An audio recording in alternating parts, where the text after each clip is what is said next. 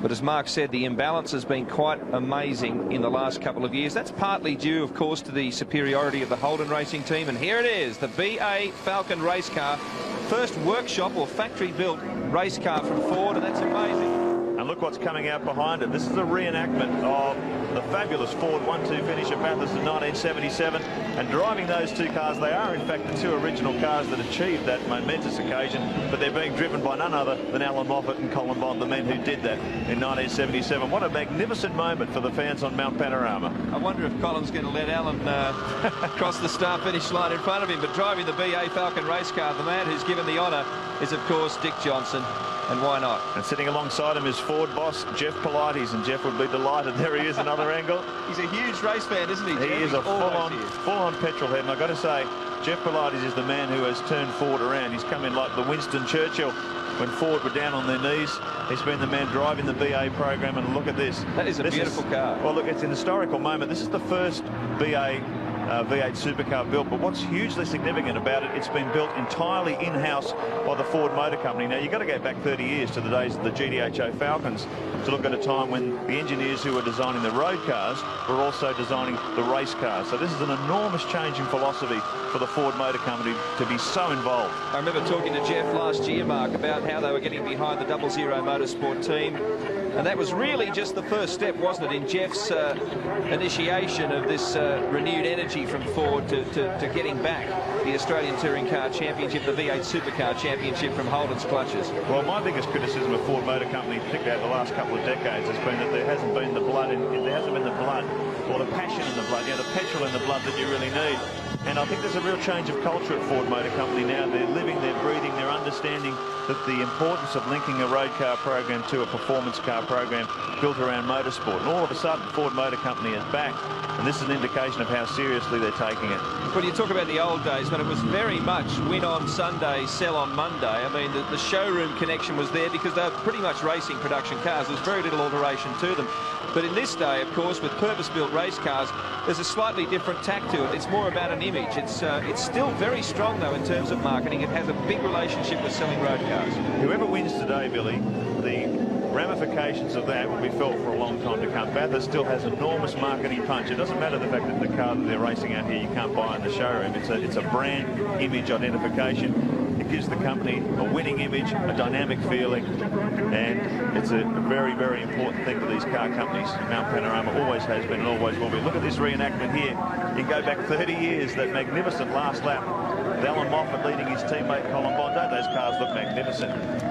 It was quite an extraordinary event. They just went out, they dominated the Australian Touring Car Championship that year. When they came to Mount Panorama, Moffat's attitude was, okay, we're just going to blow the competition to pieces, and they did it. They just ran them into the ground, and by about the middle of the day, there was no competition left. They won by more than a lap and absolutely demolished the field. It's probably the greatest moment in Ford Motor Racing history at Bathurst. Interesting link too, Mark, because I mean it depends on your own personal taste, but it goes back to then that was the last time I thought that is the best looking Ford I've seen. So I mean, not saying they haven't had some good looking cars in between, but that was one of the best turned out cars you'll ever see, and this one is right up to that standard, I think. Well, it actually looks pretty purposeful, doesn't it? I mean, there's been a lot of design work gone into this. It's been designed through the enormous computing power of Ford's Supercar system in the US. This is actually the prototype, the first prototype built. They've taken some analysis of this car to build prototype 2, and that will form the basis of all the BA race cars. A lot of aerodynamic work's gone into this, and that is where the AU Falcon has been a little bit of a problem. Ford drivers down there having a look at what they're going to be driving next year. They're queuing up. Who gets first crack? Tell you what, there's plenty of interest down there too. Rusty?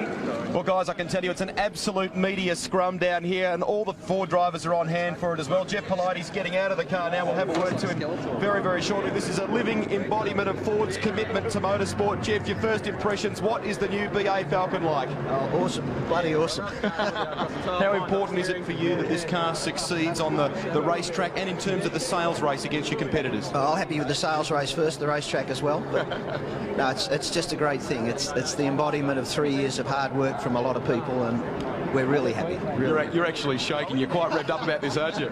Yeah, it is. It's great. It's great. You're looking forward to today's race?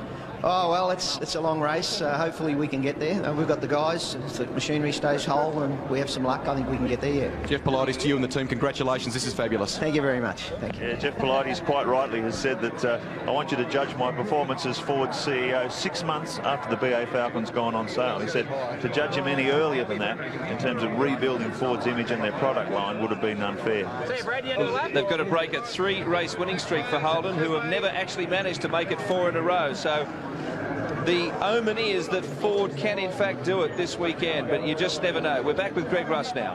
Well, guys, Julie Johnson just getting a pretty special photo. Dick, tell us your impressions of the BA. Well, obviously, it's going to make a fantastic race car, just like the road car.